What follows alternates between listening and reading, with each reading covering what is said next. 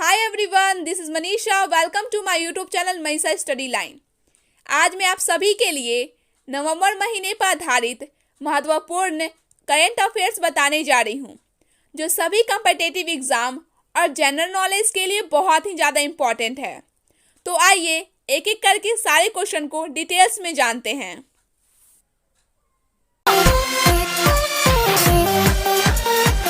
Question number first है, हाल ही में रमेश लक्ष्मी नारायण को किस बैंक का मुख्य सूचनाधिकारी नियुक्त किया गया है? तो इसके 4 ऑप्शन दिए गए हैं। फर्स्ट, देना bank. Second, Punjab national bank. Third, HDFC bank. 4 number, axis bank. तो इसका आंसर होगा third number, HDFC bank. HDFC bank ने हाल ही में कहा है कि उसने रमेश लक्ष्मी नारायण को अपने अगले मुख्य सूचनाधिकारी CIO के तौर पर नियुक्त किया है। यह नियुक्ति पहले के CIO मुनीष मित्तल के इस्तीफे के करीब 4 महीने बाद हुई है। यह बैंक के नए चीफ एग्जीक्यूटिव ऑफिसर और मैनेजिंग डायरेक्टर शशिधर जगदीशन के अंडर उसके द्वारा घोषणा की गई पहली बड़ी नियुक्ति भी है।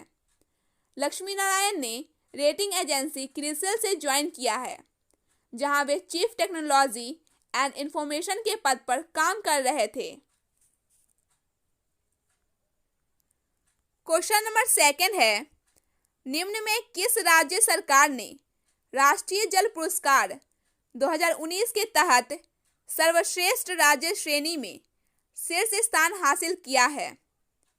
तो इसके 4 ऑप्शन दिए गए हैं। First, Punjab. Second, Tamil Nadu. Third, Bihar. 4 number, Jharkhand. तो इसका आंसर होगा सेकेंड नंबर, तमिलनाडु।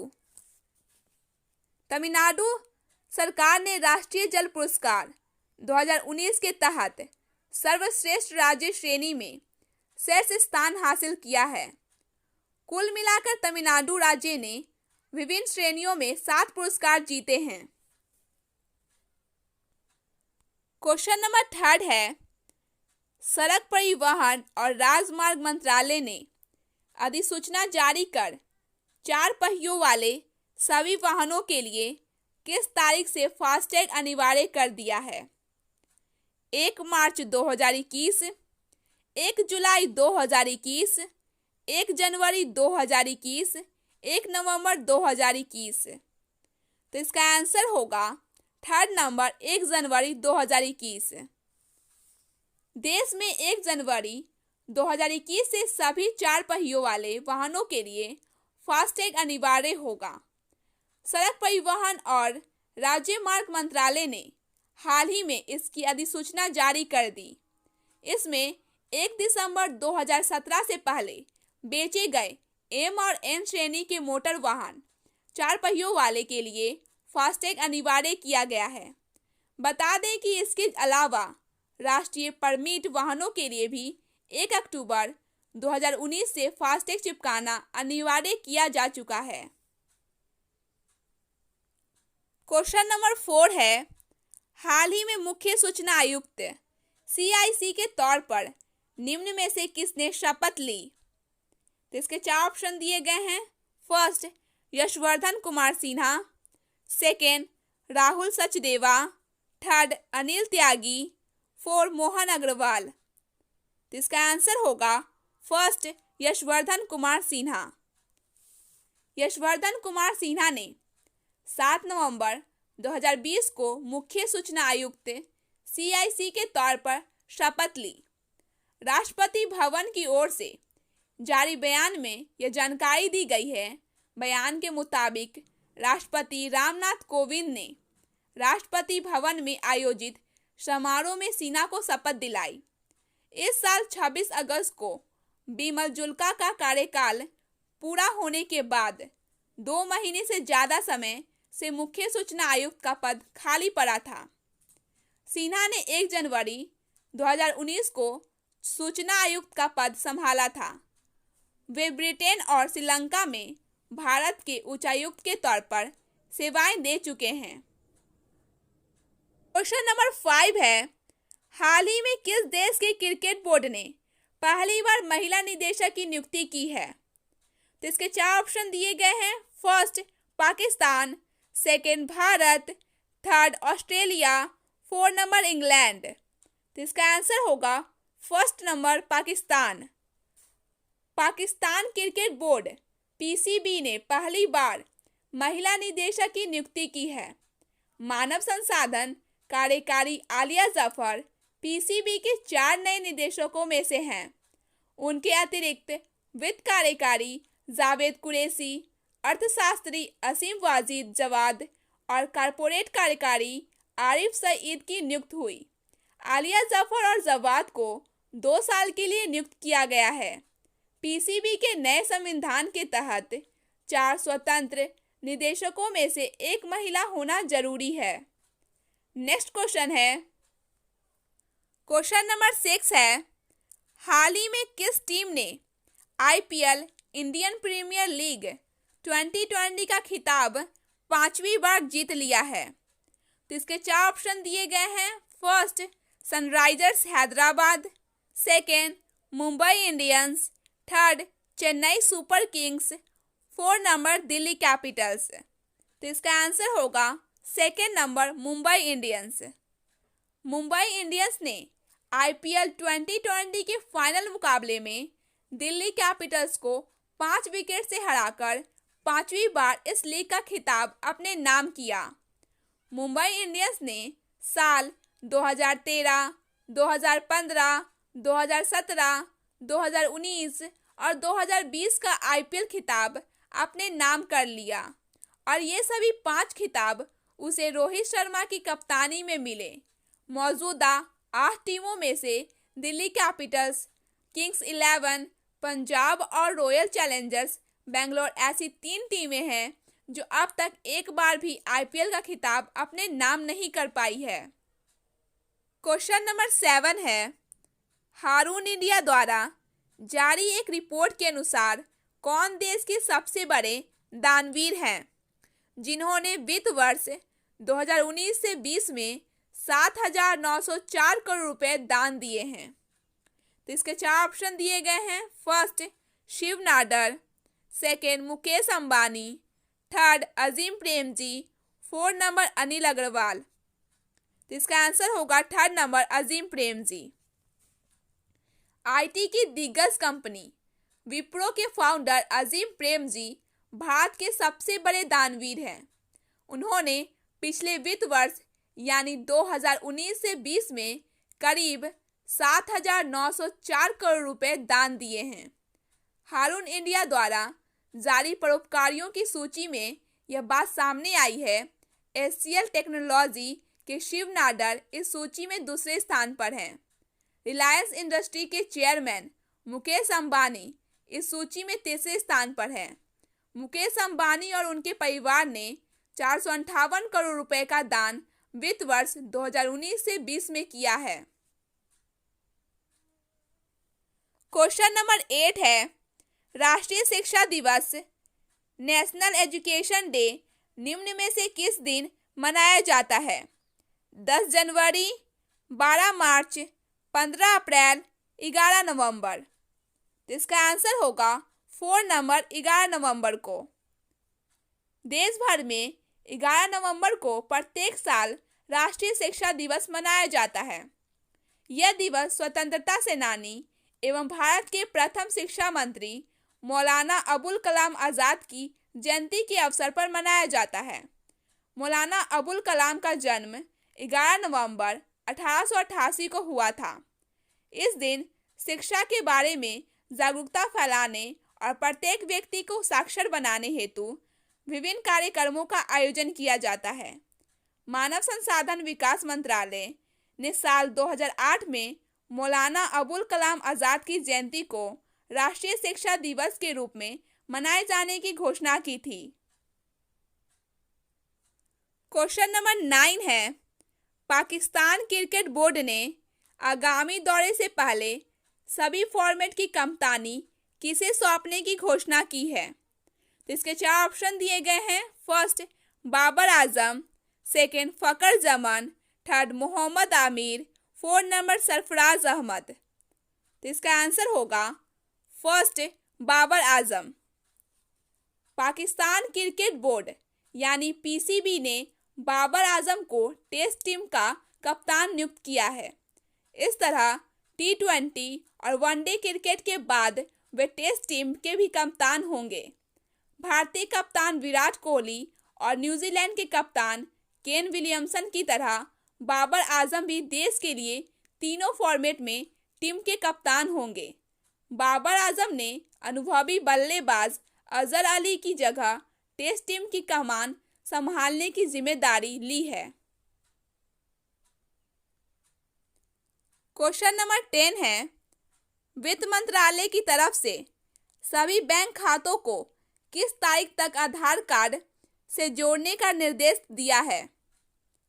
1 मार्च 2021, 31 मार्च 2021, 31 अगस्त 2021, 31 नवंबर 2021।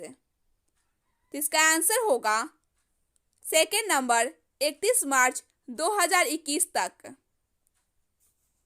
वित्त मंत्रालय की तरफ से सभी बैंक खातों को 31 मार्च 2021 तक आधार कार्ड से जोड़ने का निर्देश दिया गया है। वित्त मंत्री निर्मला सीतारमण ने सभी बैंकों को यह निर्देश दिए हैं। उन्होंने कहा है कि जिन खातों को पैन कार्ड से लिंक करने की ज़रूरत है उन्हें भी आगामी 31 मार्च तक पैन कार्ड से जोड़ने का काम पूरा हो जाना चाहिए। आधार कार्ड भारत सरकार द्वारा भारत के नागरिकों को जारी किया जाने वाला पहचान पत्र है, जिसमें 12 अंकों की एक विशिष्ट संख्या छपी होती है, जिसे भारतीय विशिष्ट पहचान प्राधिकरण जारी करता है। क्वेश्चन नंबर 11 है, पंजाब और किस राज्य सरकार ने राज्य में मामलों की जांच के लिए केंद्रीय अन्वेषण ब्यूरो सीबीआई को दी गई सामान्य सहमति वापस ले ली है? तो इसके 4 ऑप्शन दिए गए हैं। First Karnataka, second Bihar, third Tamil Nadu, 4 number Jharkhand. तो इसका आंसर होगा 4 नंबर झारखंड। पंजाब और झारखंड सरकार ने राज्य में मामलों की जांच के लिए केंद्रीय अन्वेषण ब्यूरो को दी गई सामान्य सहमति वापस ले ली है। आम सहमति को वापस लेने का अर्थ है कि अब केंद्रीय अन्वेषण ब्यूरो सीबीआई बिना किसी पूर्व अनुमति के दोनों राज्यों में किसी प्रकार की जांच नहीं कर सकता है। इस निर्णय के साथ पंजाब और झारखंड उन 8 राज्यों की सूची में शामिल हो गए हैं जिन्होंने सीबीआई को जांच के लिए दी गई अपनी आम सहमति वापस लेने का निर्णय लिया है। इससे पूर्व केरल, महाराष्ट्र, पश्चिम बंगाल, राजस्थान और छत्तीसगढ़ भी सीबीआई को दी गई अपनी आम सहमति वापस ले चुके हैं। क्वेश्चन नंबर 12 है, हाल ही में किस देश के खोजकर्ताओं ग्रेट बैरियर रीफ में 500 मीटर लंबी प्रवाल भित्ति की खोज की है? तो इसके 4 ऑप्शन दिए गए हैं। First Japan, second Australia, third चीन, 4 नंबर भारत। तो इसका सही आंसर होगा सेकेंड नंबर ऑस्ट्रेलिया। ऑस्ट्रेलिया के खोजकर्ताओं ने ग्रेट बैरियर रीफ में 500 मीटर लंबी प्रवाल भित्ति की खोज की है। इस प्रवाल भित्ति की संरचना एक ब्लेड जैसी है, जिसका निचला हिस्सा तकरीबन 1.5 किलोमीटर चौड़ा है।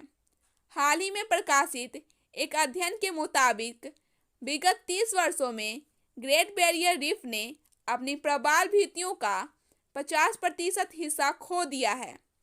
प्रवाल भित्तियों का निर्माण तब शुरू होता है जब प्रवाल स्वयं को समुद्र तल पर मौजूद चट्टानों से जोड़ते हैं। क्वेश्चन नंबर 13 है, किस राज्य सरकार ने वाहनों से होने वाले प्रदूषण को कम करने के लिए रेड लाइट ऑन गाड़ी ऑफ अभियान को 30 नवंबर तक बढ़ाने का फैसला किया है? दिल्ली, बिहार, पंजाब, राजस्थान। तो इसका आंसर होगा फर्स्ट नंबर दिल्ली ने। दिल्ली सरकार ने वाहनों से होने वाले प्रदूषण को कम करने के लिए रेड लाइट ऑन गाड़ी ऑफ अभियान को 30 नवंबर तक बढ़ाने का फैसला किया है। दिल्ली के मुख्यमंत्री अरविंद केजरीवाल ने 21 अक्टूबर को इस अभियान की शुरुआत की। इस अभियान का मुख्य उद्देश्य रेड लाइट पर खड़े वाहनों को बंद कर 15 से 20% प्रदूषण को कम करना है। क्वेश्चन नंबर 14 है, हाल ही में किस देश के प्रिंस खलीफा बिन सलमान अल खलीफा का 84 वर्ष की उम्र में निधन हो गया? तो इसके 4 ऑप्शन दिए गए हैं। First Qatar, second Bahrain, third Oman, fourth Kuwait. तो इसका आंसर होगा सेकंड नंबर बहरीन। बहरीन के प्रधानमंत्री खलीफा बिन सलमान अल खलीफा का 11 नवंबर 2020 को निधन हो गया। वे 84 वर्ष के थे। 24 नवंबर 1935 को जन्मे शेख खलीफा बहरीन के शाही परिवार से थे। उन्होंने साल 1970 के बाद से बहरीन के प्रधानमंत्री के तौर पर देश को संभाला और सबसे लंबे समय तक प्रधानमंत्री रहने का खिताब हासिल किया है। 15 अगस्त 1971 को बहरीन की स्वतंत्रता से एक साल पहले शेख खलीफा ने पदभार ग्रहण किया था। वे दुनिया में किसी भी देश की तुलना में सबसे अधिक समय तक प्रधानमंत्री पद पर रहे। क्वेश्चन नंबर 15 है, भारतीय मूल के किस व्यक्ति को अमेरिका के नए चीफ ऑफ स्टाफ नामित किया गया है? अनमोल त्यागी, राहुल सचदेवा, काश पटेल, मनोज पाठक। तो इसका आंसर होगा थर्ड नंबर काश पटेल। अमेरिका के चीफ ऑफ स्टाफ के लिए काश पटेल के नाम का प्रस्ताव रखा गया है। उनके नाम की सिफारिश कार्यवाहक अमेरिकी रक्षा सचिव क्रिस मिलर ने की। काश पटेल वर्तमान में राष्ट्रीय सुरक्षा परिषद के सदस्य हैं। डोनाल्ड ट्रंप ने एक दिन पहले रक्षा सचिव मार्क एस्पर को बर्खास्त कर दिया था। कश्यप प्रमोद पटेल का लोकप्रिय नाम काश पटेल है। उन्होंने आतंकरोधी और राष्ट्रीय सुरक्षा से जुड़े कई संवेदनशील पदों पर काम किया है। क्वेश्चन नंबर 16 है, विश्व निमोनिया दिवस निम्न में से किस दिन मनाया जाता है? 10 मार्च, 12 अप्रैल, 15 अगस्त, 12 नवंबर। तो इसका आंसर होगा 4 नंबर 12 नवंबर। प्रतिवर्ष 12 नवंबर को विश्व निमोनिया दिवस मनाया जाता है। निमोनिया के बारे में जागरूकता फैलाने के लिए उद्देश्य से विश्व निमोनिया दिवस मनाया जाता है। इस दिन को मनाने की शुरुआत संयुक्त राष्ट्र द्वारा 12 नवंबर 2009 को की गई थी। इसका मुख्य उद्देश्य विश्व भर में लोगों के बीच निमोनिया के प्रति जागरूकता फैलाना था। सर्दी के मौसम में बढ़ती ठंड से निमोनिया होने का खतरा बढ़ जाता है। निमोनिया की बीमारी कई बच्चों के लिए जानलेवा साबित हो गई है। इसके लक्षणों को तुरंत पहचान कर इलाज कराना जरूरी होता है। क्वेश्चन नंबर 17 है, भारत के किस प्रसिद्ध लेखक को हाल ही में Tata literature lifetime achievement award से सम्मानित किया गया है? तो इसके 4 ऑप्शन दिए गए हैं। First Ruskin Bond, second Amitabh Ghosh, third Aravind Adiga, 4 number Arundhati Roy. तो इसका आंसर होगा first number Ruskin Bond. Bharat के प्रसिद्ध लेखक रस्किन बॉन्ड को Tata literature lifetime achievement award 2020 से सम्मानित किया गया है।